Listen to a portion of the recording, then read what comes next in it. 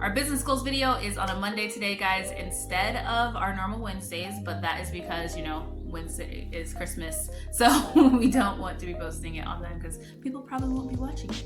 So we are going to be talking about sales. Now this is going to be a two-part video because sales could be a hours-long question, but I'm going to try and wrap it up in a couple minutes for you guys to give you guys some solid goals to be able to work for 2025.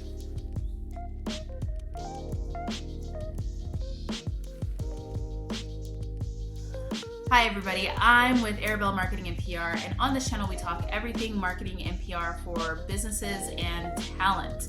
Now, we are talking sales. It's going to be a two-part video. It's going to be this week, and then next week is going to be budgeting, and then after that we're going to have part 2 of sales, just so you guys kind of know what's coming up. Now, I want to talk about the different types of sales you could possibly do, because it's a question that I always get when I am helping a client build their business plan and they're deciding how many hours a week they're going to devote to sales, what type of salesperson that they want to have, if they even need to hire salespeople or if they can do it themselves. So we're going to cover all of that in both of these videos. Now, the first part of this video, I just want to talk about when you need to sell or when you need to hire salespeople. And I always say that you need to do it yourself. You can't really have expectations of another person and say that this is what you're required in order to sell my business if you have not yet sold your business. So being able to get your business LLC and get ready going, open up the doors, and then just think that you can just hire somebody and say, go, that's not a great idea because you don't have any direction to give them because you haven't done it yourself. So your first salesperson in your business should be you. So I always suggest at least doing 5 different ways of selling your business when you are getting started and you are the salesperson. Why 5 ways? Because one, you're going to narrow down at least one way that you prefer to sell things, and you're going to become really, really good at it and get yourself enough of those clients so that then you can afford to hire a salesperson without having to take out like business loans and different things like that. But then also the other 4 ways that you decide that maybe that's not your strongest point of selling things, or maybe you don't like it as much as other things, that will then teach you other ways that are possible to sell your business. So yes, it may not be your favorite way of selling something, but it could be an effective way of selling something. And I would like to point out that every person that you come across as an employee or a staff member or just somebody helping out in your business, they're going to have a different way of selling your business. So you can teach them your way because it helps you and you're successful at it, but that may not be a successful way for them. So you want to be able to give them options and give them different ways and show them different ways other than just what makes it successful for you to sell. Now, I'm going to start with my least favorite, and then I will go, which will be number 5, which will be my personal favorite on how I like to sell things. But my least favorite is going to be door-to-door sales. Now, that has always been an effective way of selling things, but it does have its drawbacks because it's kind of just like throwing all the things against the wall and seeing what sticks. Now, and it also takes a lot of time. So if you are going to do door-to-door sales, yes, being in person with the person and talking to them, introducing yourself is going to be a great way to be able to make that instant connection to where somebody can decide if they even like you, let alone if they want to buy something from you. But it takes a lot of time because you are introducing yourself to everybody versus just doing it to people that are in your target market.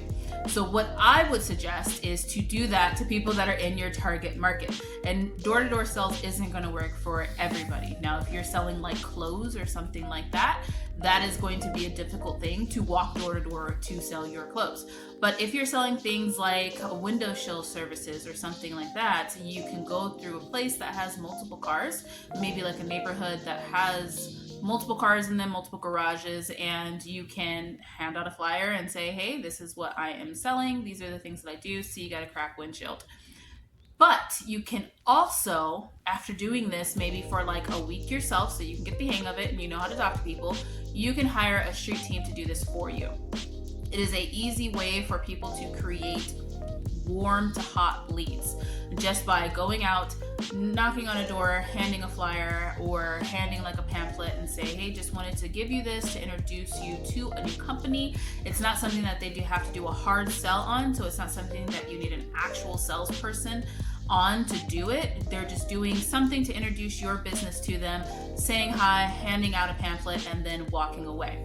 This gives you a warm to cold or warm to hot lead. Some cold leads, yeah, for the people that don't care and don't want to call you back, but warm to hot leads for people that say, oh, I liked that person, they were nice, let me read what they have going on, and then call the business. So it gives you an introduction by the time they're calling you, to where when you're not trying to call them to sell something, or if they're calling you to see what it is that you even do, you're not trying to overly explain it and waste all that time because they already have a pamphlet. Now, I find that door-to-door sales works extremely well with business-to-business services. So if you have a business that targets a certain type of business for your service, it works extremely well because you can narrow it down to your exact target market and just go up, introduce yourself to those people and be able to have that direct contact, and you're not doing it to everybody, so it doesn't take as much time. Now, my second one is going to be cold calls. This is actually how I started my business. I basically took, I'm kind of old, so I took like a phone book and I went through and I just called people that I thought would be interested in marketing. And like the people with the smaller ads or the people with no ads, those are the people that I called first versus the people with the bigger ads. Because if people already had a bigger ad, they probably already had a marketing company that was way bigger than me, so they probably weren't going to switch. So I contacted all of the smaller businesses. Now, I did get better at this by just going to like different areas or different malls or different things like that and looking at different types of businesses to see what they had going on, to see if maybe they were struggling with getting people through the door, or if they were having a hard time, getting their name out there, or nobody knew who they were.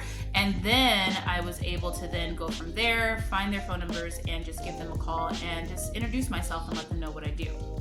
A lot of people don't like to do calls these days because a lot of people don't like to talk to people on the phone.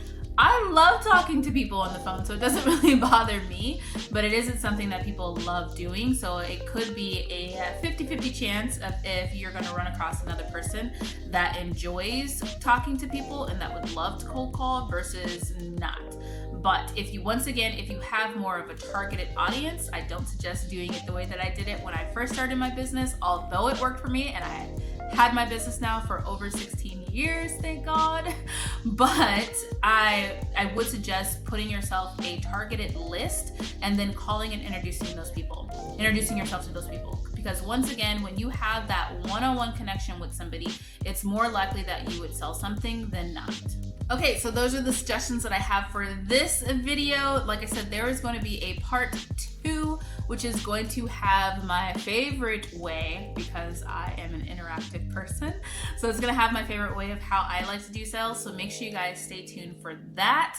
And until next time, I hope you guys are growing yourself successful businesses and building a brand that you love. All right, if you guys have not already, make sure you like, subscribe, and share the videos out.